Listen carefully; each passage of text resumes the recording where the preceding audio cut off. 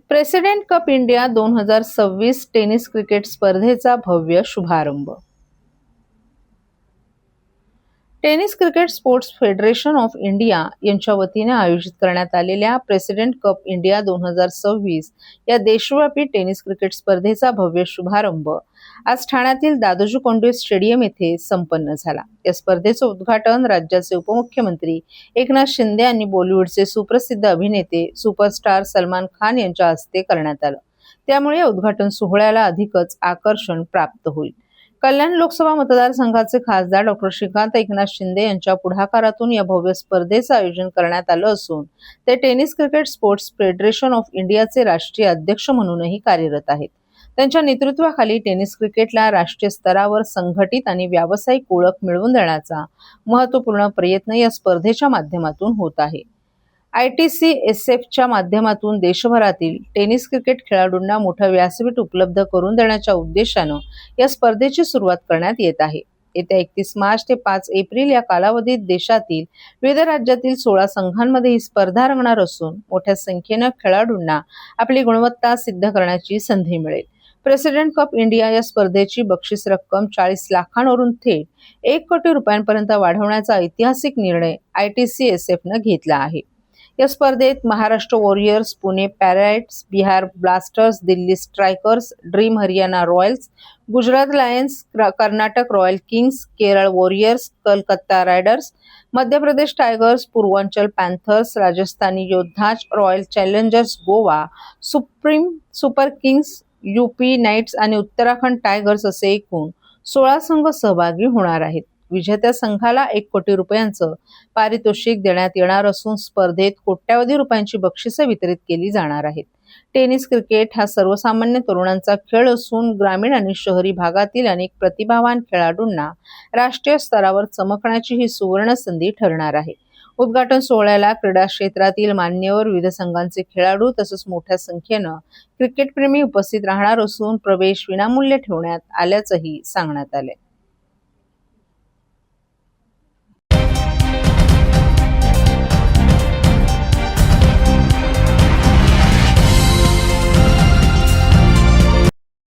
गेली 10 वर्ष रहिवाशांना हक्काची घरं आणि नियमित भाडे देण्यास असमर्थ ठरलेल्या कोपरी येथील विकासकावर कारवाई करण्याचे SRA विभागानं मान्य केले. आमदार संजय केळकर यांनी अधिवेशनात याबाबत प्रश्न उपस्थित केला होता. तसंच SRA कार्यालयावर मोर्चा नेण्याचा इशाराही दिला होता. भाजपच्या खोपट येथील कार्यालयात आयोजित जनसेवकाचा जनसंवाद या कार्यक्रमात आमदार संजय केळकर यांनी याबाबत माध्यमांना माहिती दिली. ठाणे पूर्वेत कोपरी येथे SRA प्रकल्प सुरू असून गेली 10 वर्षे येथील रहिवाशांना त्यांच्या हक्काची घरं मिळालेली नाहीत. शिवाय सुमारे 5 कोटी रुपयांचं भाडे देखील विकासकानं थकवले. विशेष म्हणजे विकासकानं सेल इमारतीमधील घरांची विक्री देखील सुरू केली असून रहिवाशांना हक्काची घरं देण्यास टाळाटाळ करत आहे. या प्रकरणी केळकर यांनी अधिवेशनात आवाज उठवला होता. अखेर 4 दिवसात विकासावर कारवाई न झाल्यास रहिवाशांचा मोर्चा SRA कार्यालयावर नेण्याचा इशारा केळकर यांनी दिला. त्यामुळे विभागाच्या CEOंनी विकासकावर कारवाई करण्याचं मान्य केल्याची माहिती केळकर यांनी दिली आहे. ठाण्यात बाधितांना रेंटल इमारतीत तात्पुरती घरं देण्यात आली असून या घरांची दुरावस्था झाली आहे. गेली अनेक वर्ष त्यांना BSVP योजनेत हक्काची घरं मिळालेली नसून आता रेंटल इमारतीतील घरं देखील खाली करण्याच्या नोटिसा बजावण्यात आल्या आहेत. हा रहिवाशांवर अन्याय आहे. त्यामुळे किती कुटुंब बाधित झाली असून किती जणांना घरं मिळाली आहेत, महापालिकेकडे किती घरं उपलब्ध असून किती जण प्रतीक्षा यादीत आहेत याचा एकत्रित आराखडा करण्याची गरज असून लवकरच याबाबत अधिकाऱ्यांची बैठक घेऊन चर्चा करणार असल्याची माहिती केळकर यांनी दिली आहे. जनसेवकाचा जनसंवाद या कार्यक्रमात मुंबईतील आदर्श स्टॉलधारक संघटनेचे पदाधिकारीही उपस्थित होते. ब्रिटिशकालीन हजारो स्टॉल धारकांना फेरीवाला ठरवणारा अन्यायकारक निर्णय महापालिकेनं घेतला असून हजारो कुटुंब रस्त्यावर येण्याची भीती व्यक्त होते. याबाबत केळकर यांनी सातत्यानं महापालिकेशी पाठपुरावा करून अधिवेशनातही त्यांची बाजू मांडली. येत्या गुरुवारी मुंबई महापालिकेत अधिकाऱ्यांची बैठक आयोजित करण्याची माहिती केळकर यांनी दिली आहे. तसंच सर्वोच्च न्यायालयानं निर्णय देऊनही गेली 10 वर्ष विकासकानं रहिवाशांना घरं दिली नसल्याची तक्रार रहिवाशांनी केली असून याबाबतही पाठपुरावा करणार असल्याचं केळकर यांनी सांगितलं. या कार्यक्रमात फायनान्स कंपन्यांनी केलेली फसवणूक आणि इतर अनेक समस्यांबाबत सुमारे 700 लोकांनी उपस्थित राहून केळकर यांच्याकडे निवेदन दिलं। यावेळी माजी उपमहापौर सुभाष काळे, अशोक भोईर, नगरसेवक दीपक जाधव, सुरेश कांबळे, राजेश गाडे आणि विशाल वाघ आदी उपस्थित होते।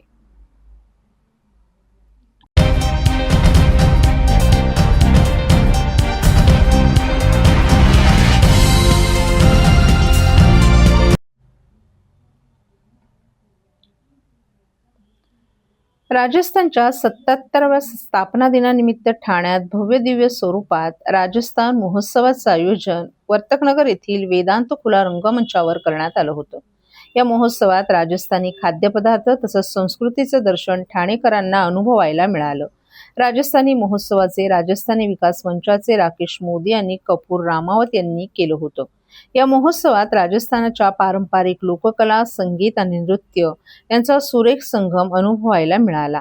या कार्यक्रमात राजस्थानचे प्रसिद्ध लोकगायक लेहरू दास मेवाडा अँड पार्टी यांनी आपल्या सुमधुर आवाजाने उपस्थितांची मनं जिंकली। तसंच राजस्थानी चित्रपट अभिनेत्री आणि सुप्रसिद्ध लोकगायिका ट्विंकल वैष्णव आणि अभिनेत्री सोमनल राईका यांनीही आपल्या सादरीकरणातून प्रेक्षकांना मंत्रमुग्ध केलं।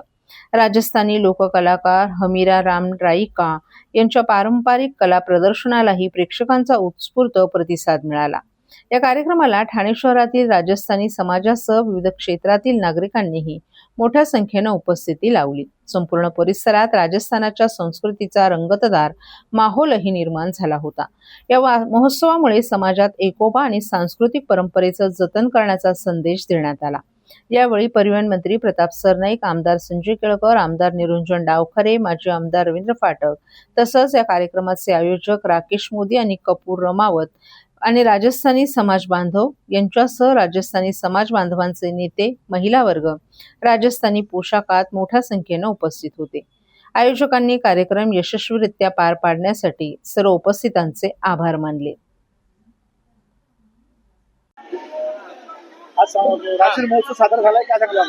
राजस्थान महोत्सव आज 30 तारखेला राजस्थान स्थापनेच्या उपलक्ष्यामध्ये आपण ठाण्यात आज राजस्थानी परंपरा, राजस्थानी लोकगीत, राजस्थानी व्यंजन आणि राजस्थानी लोककला आणि इथली शौर्यगाथा आज आपण इथे वर्तकनगरच्या वेदांत ग्राउंडवरती साकार केलेले हजारोच्या संख्येने राजस्थानी समाजातली आणि ठाण्यातली जनता आज इथे उपस्थित झालेली आहे कार्यक्रमाला।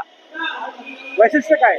वैशिष्ट्य मध्ये आज राजस्थानी व्यंजनाचा स्वाद, राजस्थानी शौर्यगीत, राजस्थानी परंपरा, राजस्थानी तलवार डान्स व राजस्थानचं प्रसिद्ध घुमर डान्स आपल्या राजस्थानी समाजाची महिला आज इथे प्रस्तुत करत आहेत आणि त्याला लोकांचा उत्स्फूर्त प्रतिसाद भेटलेला आहे।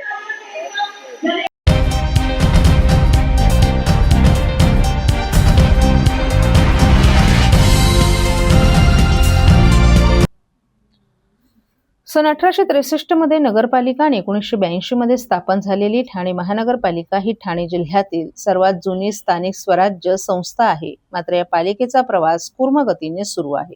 अवघ्या 10 वर्षात नवी मुंबई महानगरपालिकेनं 4,500 कोटींनी झेप घेतली, तर ठाणे महापालिकेला रडत रखडत 3,400 कोटींची झेप घेता आली। हे लाजिरवाणं असून 3 दिवस चाललेल्या चर्चेनंतर सदस्यांनी मांडलेल्या सर्व सूचना ग्राह्य धरण्यात येणार आहेत का, असा सवाल राष्ट्रवादी काँग्रेस शरद पवार पक्षाचे जिल्हाध्यक्ष मनोज प्रधान यांनी केला।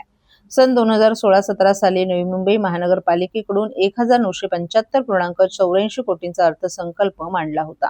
यंदा हाच अर्थसंकल्प 6,704.83 कोटींचा आहे। तर सन 2016-17 मध्ये 2,800 कोटींचा अर्थसंकल्प असलेल्या ठाणे महापालिकेचा अर्थसंकल्प 6,221 कोटींचा आहे। म्हणजेच गेल्या 10 वर्षात नवी मुंबईने 4,728.49 कोटी तर ठाणे महापालिकेने 3,421 कोटींची झेप घेतली। सर्वाधिक काळ सत्ता उपभोगणाऱ्यांनी ठाण्याचा विकास साधलाच नसल्याचं यावरून सिद्ध होते। ठाणे महानगरपालिकेनंतर तब्बल 10 वर्षांनी स्थापन झालेली नवी मुंबई महानगरपालिकेला एवढी झेप घेता येत असेल तर ठाणे महापालिकेचं हे अपयश नाही का, असा सवाल मनोज प्रधान यांनी उपस्थित केला। दरम्यान अर्थसंकल्प सादर केल्यानंतर सुमारे 3.5 दिवस ठाणे महापालिकेची महासभा आयोजित करून त्यावर चर्चा करण्यात आली। कधी नव्हे ते नवख्या नगरसेवकांनीही अर्थसंकल्पांवर चांगलं भाष्य केलं। शहरातील विविध समस्यांवर नगरसेवकांनी भाष्य केले. या सर्व सूचनांचा समावेश सुधारित अर्थसंकल्पात करण्यात आला पाहिजे. मात्र ते शक्य होणार आहे का, यावर ठाणे महापालिकेच्या महापौर आणि आयुक्तांनी भाष्य करावं, असं आवाहन प्रधान यांनी केले.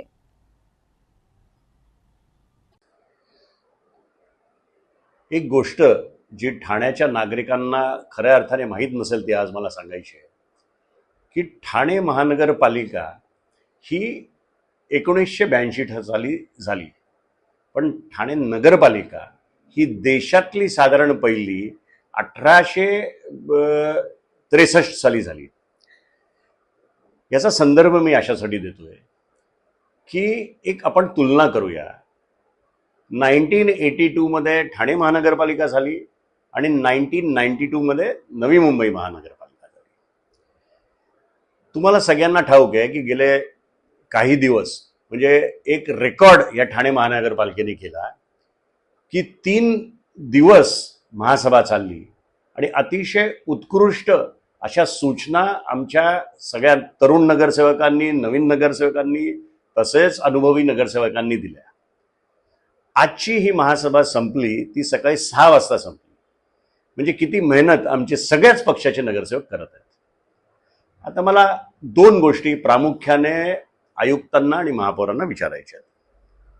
पहिले, तुम्ही जे बजेट 6,200 कोटी रुपयाचं दिलं आणि त्याच्यानंतर ज्या सूचना आमच्या नगरसेवकांनी मांडल्या, त्याच्यावर अभ्यास केलं, चांगली मांडणी केली, 3-3 दिवस बोलले, त्या सूचनांची काही अंमलबजावणी या ठिकाणी होणार आहे की नाही, हा एक. दुसरं, आज मी सकाळी पेपर वाचला तर बघितलं की नवी मुंबईनी आज त्यांचं बजेट सादर झालं. ते 6,700 कोटीच्या घरात गेला, 6,728 कोटी. मग मी जरा तुलना केली, थोडासा अभ्यास केला की गेले 10 वर्षात ह्या ठाणे महानगरपालिकेचं बजेट 2,400 कोटींनी वाढलं. नाही, मला वाटतं 3,400 कोटींनी वाढलं.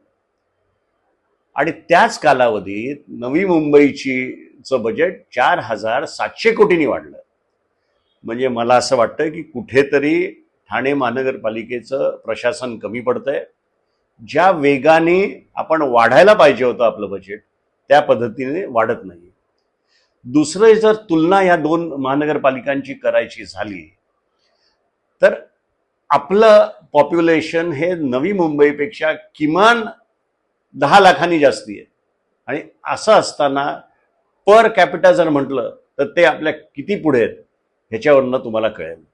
म्हणून मी आपल्या माध्यमातून प्रशासनाला सांगतोय की थोडा जोर तुम्ही आवकावर द्या, थोडा ग्राउंडवर आणखीन काम करा, जेणेकरून आम्हाला देखील वाटेल की ठाणे महानगरपालिका चांगलं काम करते.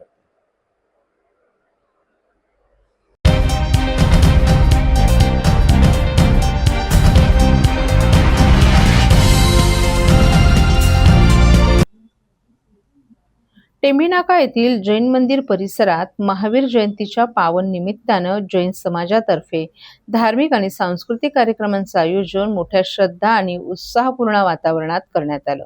यावेळी टेंभीनाका येथून निघालेली भव्य शोभायात्रा तलावपाळी परिसरातून मार्गक्रमण करत पुन्हा जैन मंदिरात दाखल झाली. तेथे सर्व भाविकांचं स्वागत करत मिरवणुकीचा समारोप करण्यात आला. या शोभायात्रेत आकर्षक झाक्यांद्वारे भगवान महावीर यांच्या अहिंसा, सत्य आणि त्याग या संदेशाचे प्रभावी सादरीकरण करण्यात आलं. या कार्यक्रमाला आमदार संजय केळकर आणि निरंजन डावखरे विशेष पाहुणे म्हणून उपस्थित होते. त्यांनी जैन समाजासोबत भगवान महावीर यांच्या जन्मोत्सवात सहभाग घेतला.